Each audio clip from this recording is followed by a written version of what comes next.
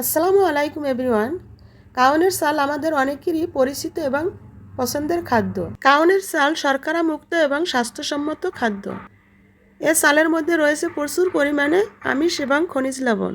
কাউনের চাল দিয়ে আমরা পিঠা, পায়েস, ক্ষীর, খিচুড়ি, বিরিয়ানি এবং অনেক রকমের আইটেম তৈরি করে থাকি। তো আজকে আমি কাউনের চাল দিয়ে ক্ষীর বা পায়েস তৈরি করব। তো চলুন দেখি কিভাবে কাউনের চাল দিয়ে আমি ক্ষীর বা পায়েস তৈরি করি। প্রথমে কাউনের চাল আমি একটু ঝাড়া দিয়ে ভালো করে বেছে নিলাম, যাতে এর মধ্যে কোনো বালুকণা বা ইটের কণা এ ধরনের কোনো ময়লা না থাকে। এরপর আমি পানিতে কাউনের চাল ভালো করে ধুয়ে নিলাম এবং এরপর ক্ষীর বা পায়েস রান্না করার জন্য আমি চুলায় বসিয়ে দিলাম।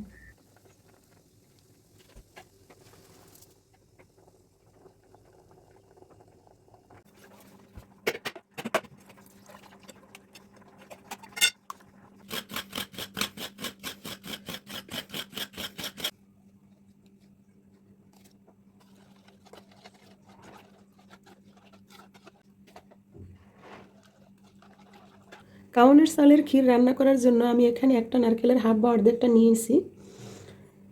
এখানে পরিমাণ মতো গুড় নিয়েছি, 3 থেকে 4টা এলাচ নিয়েছি এবং 3 থেকে 4টা লং নিয়েছি, 2 টুকরা দারচিনি নিয়েছি এবং 2 টুকরা তেজপাতা নিলাম। তো এখানে নারকেলের পানির সাথে আমি পরিমাণ মতো দুধ গুলিয়ে নিলাম। এখন আমি এগুলো ধাপে ধাপে কাউনের চালের ক্ষীরের মধ্যে দিয়ে ক্ষীরটাকে ভালো করে রান্না করে উঠিয়ে নেব।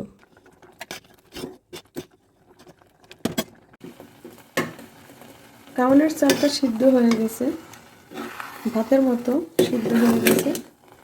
এখন এর মধ্যে আমি প্রথমে দুধ দিয়ে দিলাম,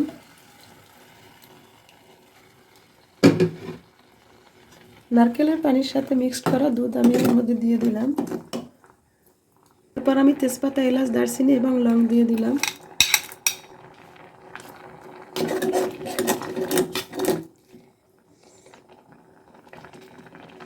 এখন গুড় দিয়ে দিলাম।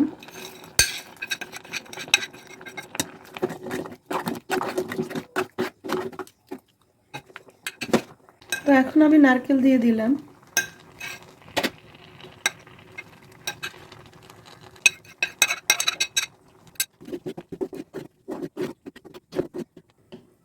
মাশাআল্লাহ, কালারটা খুব সুন্দর এসেছে এবং নারকেল গুড়ের খুব সুন্দর একটা ঘ্রাণ আসতেছে। তো আমার কাউনের চালের ক্ষীর বা পায়েস যেটাই বলেন রান্না হয়ে গেছে।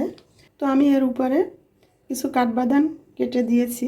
আপনারা চাইলে কিশমিশ বা পেস্তা বাদামও দিতে পারেন। তো ভিডিওটি যদি আপনাদের ভালো লেগে থাকে লাইক কমেন্টস করবেন এবং এরকম আরও নতুন নতুন ভিডিও পেতে আমার চ্যানেলটি সাবস্ক্রাইব করে পাশে থাকা বেল আইকনটি ক্লিক করবেন। আল্লাহ হাফেজ।